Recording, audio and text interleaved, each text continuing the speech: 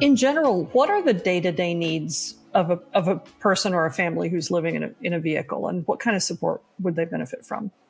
Yeah, well, first and foremost is a legal safe place for them to park, because there's an old saying that without a legal place to exist, people are rendered illegal for whatever they do, right? And so this is the case. If a person doesn't have a legal place they can park their vehicle is always open as a target for ticketing, for impound, for vandalism, and it makes it so that a person who needs to leave that vehicle to go to work or to go to medical care or to visit with family or friends essentially cannot do so, or they have to be very, very careful about how they do that. That's particularly difficult for oversized vehicles, which have very limited access to parking. So they may need to keep that vehicle parked in, say, an industrial zone, which is often very far away from the services, the systems of care that they need access to. So first off, a parking space. Second off, a toilet, a bathroom, or some way to remove their waste. Some communities are doing pump out programs where they drive a vacuum truck that actually removes septic waste from RVs directly on the street, so that it's being diverted away from storm drains or on street dumpage. That's very important. And then also water, right? So potable water is huge. I mean, I would say anything that we need for our households, right? So potable water, electricity is generally important. Many vehicles have solar panels on them nowadays, but still many people who do not have those solar panels. Space, water, electricity, food, if the person needs that, of course. Some people already have that sort of locked down, but that's always important. And then, and maybe this should go first, but it depends on the individual, is housing assistance, right? So that there is a segment of the vehicle resident population who's very much looking to get into housing. And at the same time, the reason why they typically are living in their vehicle is because there's not accessible housing in their community. So while it's important to get them on a housing wait list, on a voucher wait list, on whatever it might be that will help them to get into housing, it also needs to be recognized that supply of housing may not be available, and that may be why the person's living in their vehicle. So getting on that wait list is good, but then we also need a safe place for them to inhabit that vehicle while they are waiting through that wait list. You mentioned safe places to park. There are cities running safe parking programs, but I've also heard you talk about stable parking. Can you talk us through both of those options and kind of explain the differences? Sure thing. So actually, there's three options that I'd love to talk through. So the first is safe parking, which is sort of the most common model across the U.S. currently. It's based on Santa Barbara New Beginnings Counseling Center, which sort of they copyrighted, trademarked that concept, and have done a lot to share that idea with communities across the country. That model is very much built into the system of care. In fact, the Santa Barbara model actually requires mental health counseling for people who are part of it, and behavioral health counseling as part of that program. Or at least that's the part of their model. Not a lot of safe parking programs actually follow that, but that is the original sort of model of the Santa Barbara system.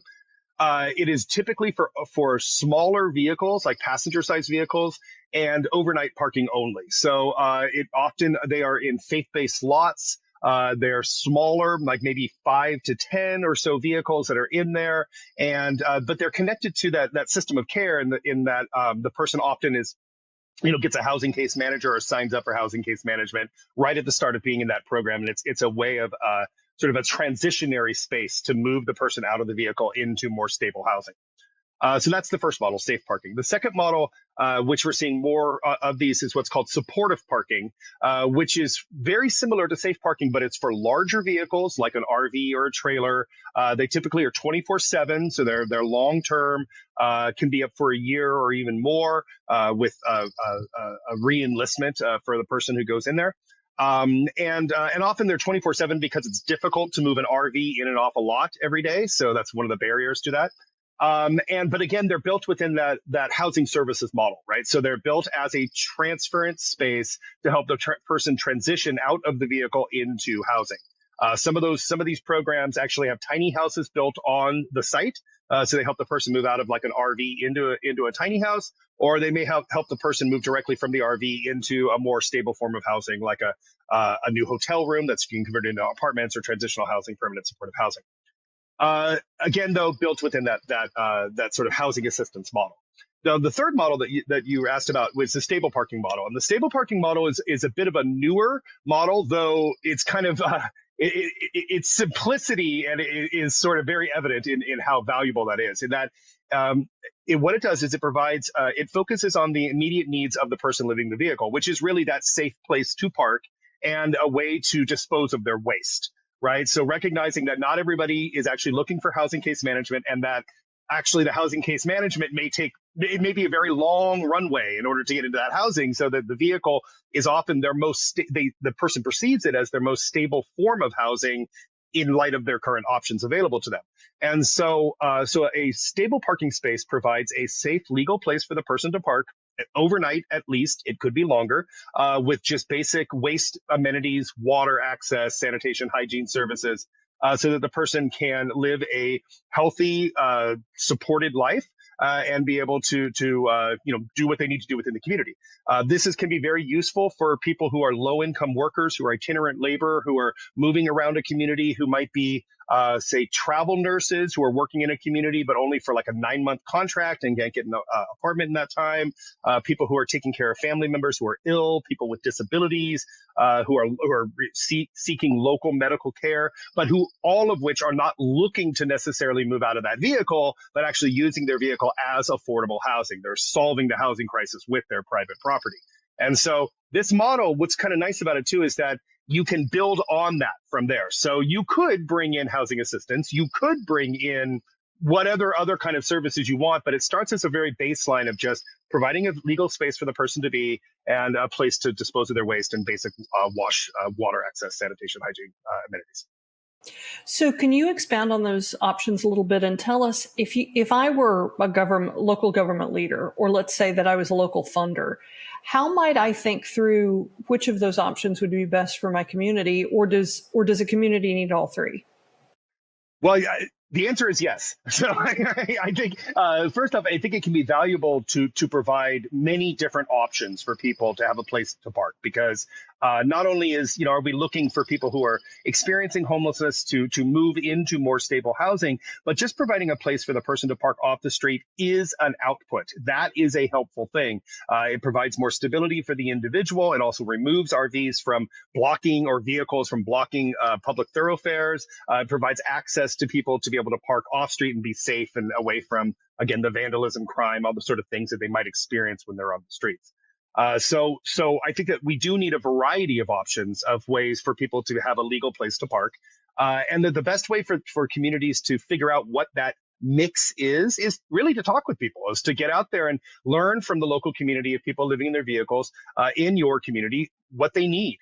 We have heard from communities that are saying, we've got safe parking programs, but we've got 100 people living in RVs who are saying, I'm not homeless and I don't ever want to use that program. Well, that might be a good opportunity to bring in a stable model, right? We have communities where they're saying, we have 1,000 RVs parked in the street, and we've got, places for passenger vehicles, but no places for the people living in the RVs. And they're telling us that they want housing. We did a study in San Jose a couple of years ago and found that we talked to 160 people living in RVs, and 80% said that they would move into housing right away. At the same time, only 30% had said that they'd actually been offered housing. Right. So there's a mismatch there. And that might be a good opportunity for a supportive parking model.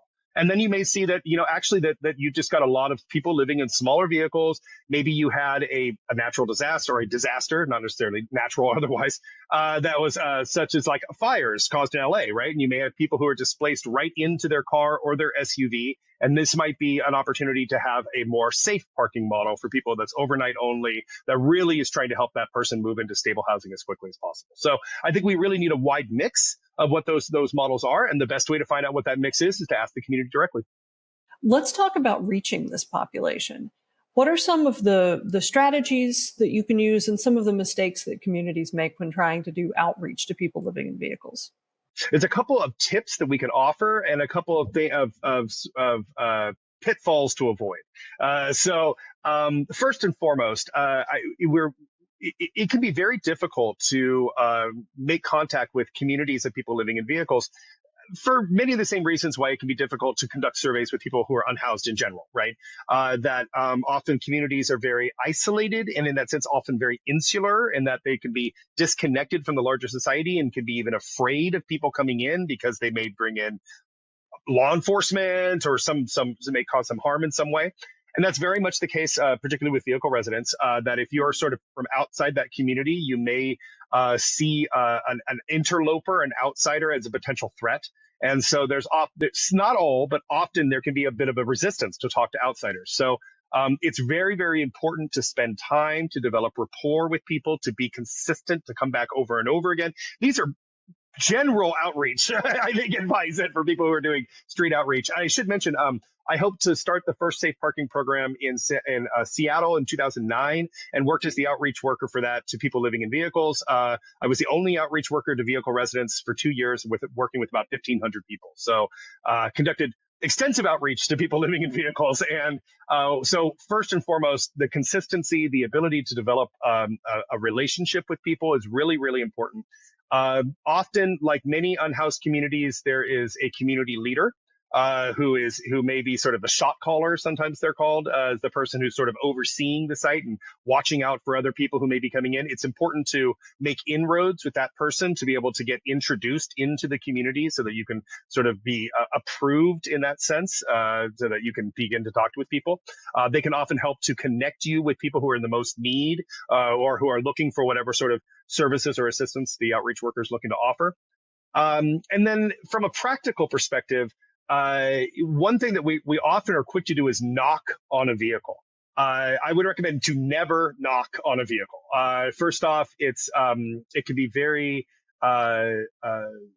almost traumatizing for the person inside the vehicle, because typically a knock is coming from law enforcement or from a disgruntled neighbor or someone. Often they're done in these very sort of rigid, pop, pop, pop, 1, 2, 3 kind of things. And that really can trigger someone to think that, that there is a threat outside their door. And of course, if you're trying to do outreach, starting off from that perspective is going to be really difficult to kind of get ground back from. So I'd recommend not doing that. Even, varying your knocks. I used to do like friendlier knocks, but even then, what we came to learn was it is best to announce your presence from long away from the vehicle. If at all possible, talk to the person outside the vehicle. As you're approaching the vehicle, say, "Hi, is anybody home? My name's Graham and I'm an outreach worker. Would love to talk with you," right? Or something like that, but make it a loud announcement so the person can hear you from inside the vehicle. That's a key piece of advice. Another thing that we've done, particularly when we did our surveys, we were able to survey about 25 to 30 people a day living in their RVs, which is pretty high, actually, for the amount of people that we were able to make contact with. And we did that by doing magnet events. So we would actually host community meals right on site. And we would, and for the first hour, we wouldn't do any surveys. We would just be talking with people about what we were doing and just kind of letting people know about sort of why we were there. And often with the community leader, who is able to then sort of say, "Oh, I know somebody who might be a good fit for the survey." And then they help to do that recruitment then for the survey.